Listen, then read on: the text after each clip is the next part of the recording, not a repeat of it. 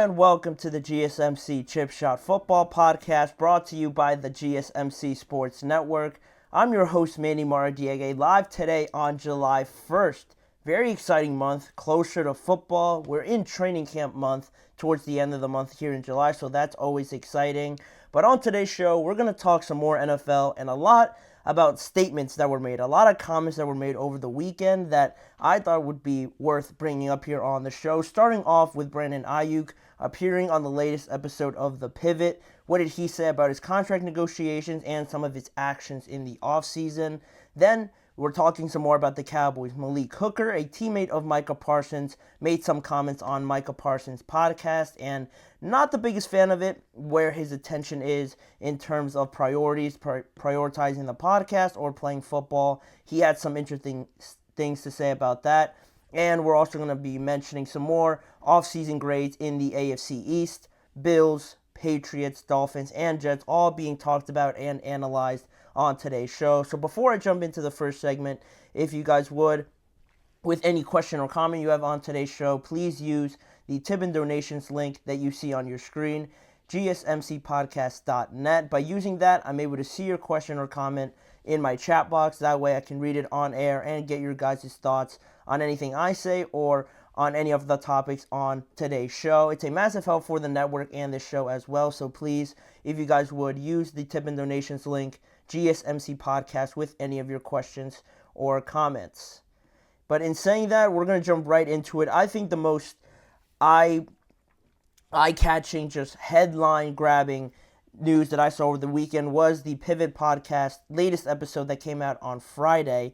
And just a bit of a disclaimer before we get into it. It is a little bit confusing on how it all works based on the timeline. This episode was recorded before last Monday's meeting. Exactly a week ago from today, Brandon Aiyuk requested to have a meeting with the 49ers, and since then, the reports, the sources have come out and said that the negotiations and both parties are feeling a lot better about an extension over a trade. But this episode was recorded before that, but it came out after that meeting, if that makes sense, if you guys are following. So since this was recorded before, none of that meeting ever happened yet, and Brandon Aiyuk had some interesting things to say about it, discussing his side of the negotiations that I thought were super fascinating.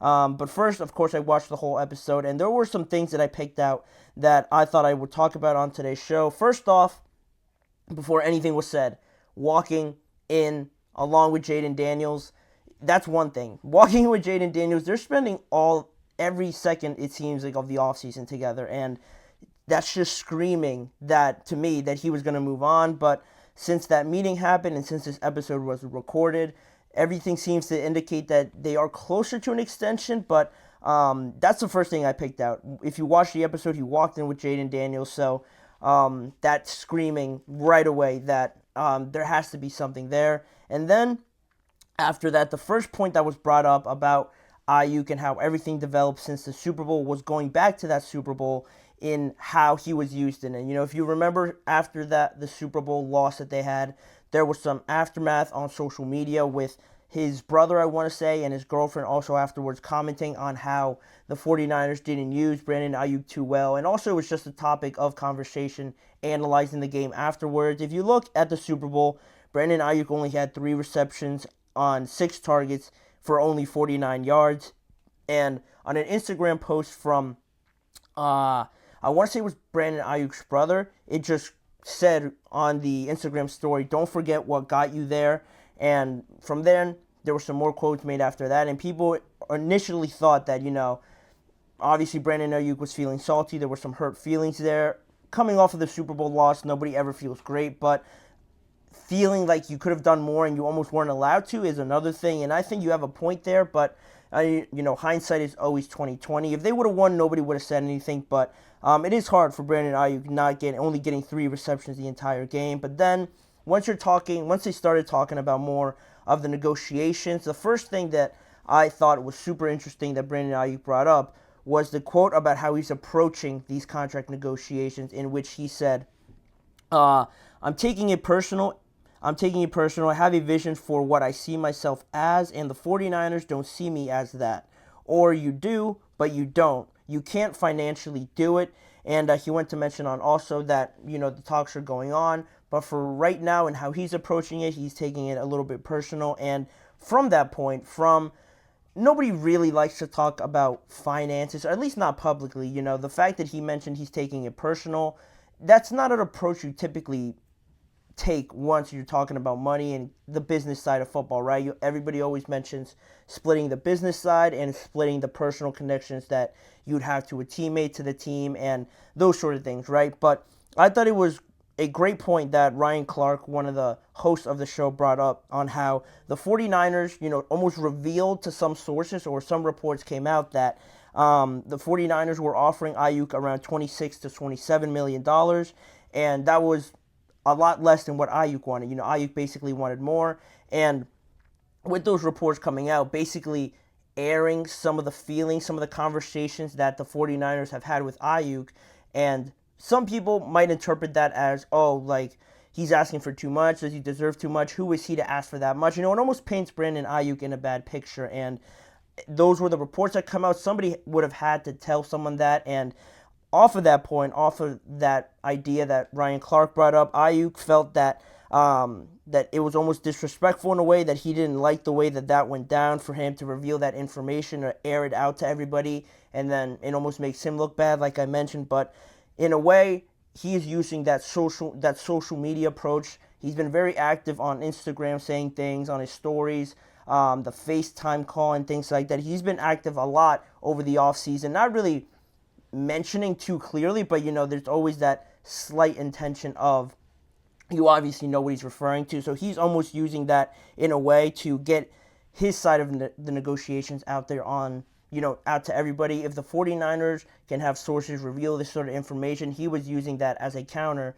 to sort of leverage his side of the negotiations, which I thought was super interesting on how this is all developing, and why you get a better picture of how he did things, why he was doing such things on Instagram, saying things, tweeting out at the Steelers and things like that. You kind of got an understanding why he's doing that, but more on the biggest piece of social media that came out was that FaceTime call he had with Jaden Daniels. If you guys remember, in that interaction, you saw that FaceTime call he was having with Jaden Daniels, basically saying that the 49ers, inclining about the 49ers, said that they didn't want him anymore, and Ryan Clark asked him about it, why he did that, and he said, they told me that they didn't think they were on the same page, and that they didn't believe they were going to, and that was about it at that time. And he also mentioned why it was being recorded, because him and his girlfriend are documenting this whole offseason, for their own personal reasons. So, he explained it a little bit more on why, or what he meant by the 49ers, assuming he meant the 49ers. Obviously he did.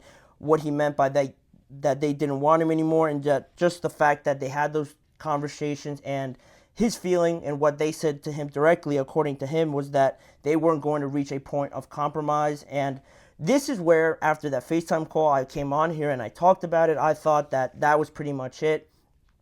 He's talking to Jaden Daniels directly. They've been seen hanging out all the time, so I figured that was it. The 49ers and him have reached a point where it's over. They don't see a compromise coming. But then you get the next quote, and this really put a nail in the coffin for me on what Brandon Aiyuk was saying, and really getting all the other rumors, started when he mentioned where he envisioned playing in 2024. Ryan Clark just asked him what uniform he envisioned himself wearing this upcoming season, to which he said, as you see on the screen, if I were to take a guess, probably a Niner uniform. If not a Niners uniform, probably a Washington Commanders uniform. If not a Washington Commanders uniform, probably a Steelers uniform. Not too high on it being the Steelers. They don't have enough things to trade for them, so I'm not even going to get my hopes up. But the Commanders, obviously it's the Commanders. Jaden Daniels and him have been hanging out everywhere.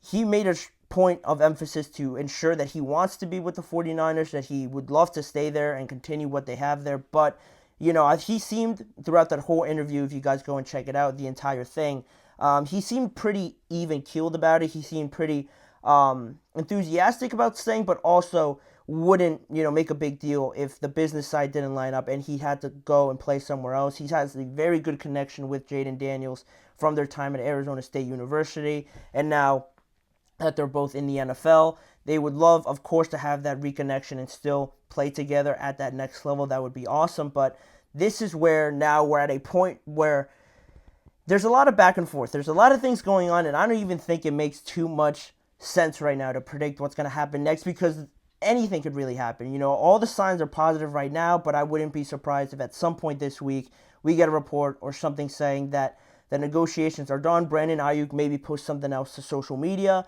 that takes you in a whole different direction on where you thought this was going. So, I don't know. Instead of making a prediction of whether he's going to sign, because now I'm having doubts if he's going to have an extension or not. I really thought he wasn't, that it was over, but now Brandon Aiyuk seems a little bit quiet. It seems like the 49ers are onto something here with him, but I'm going to say that we are July 1st, as I said now, so they're supposed to report the training camp by, I want to say, July 26th, 25th, or something like that. So if this deal isn't done by the 20th, or just that week leading into training camp, I don't think it's getting done. I'll give it an earlier deadline, because if we wait till training camp, if it's not done by training camp, then I really don't know what's going on, and maybe they will eventually sign one. But if it's not done by the 20th, what is that?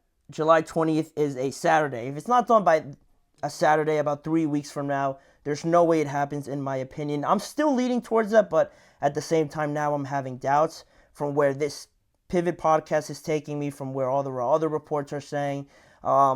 It's a lot of money. Obviously, is he worth it? Is he not worth it? I would have thought that I would have loved to have another season to see really be confirmed, but it seems like the 49ers are more leaning towards that way. But Aiyuk, with the market being what the market is, he feels that he's done enough up to this point, and it's hard to argue with him when everybody else is getting paid around him except him. So we'll see. We'll see where this conversation goes. It's always exciting. The conversation that he had with the Pivot podcast was very interesting. So again, I recommend you guys going to check that out. But in the meantime, we're going to take a break from the show, and when we return, we're going to talk some more about things players say about their teammates, about their teams. This time more on the Dallas Cowboys. What did Malik Hooker say about Micah Parsons' podcast? What did he mention about it? Did he like it? Did he hate it? What did Micah Parsons respond after seeing his comments? All of that is coming up on today's show, so don't go anywhere. You're listening to the GSMC Chip Shot Football Podcast.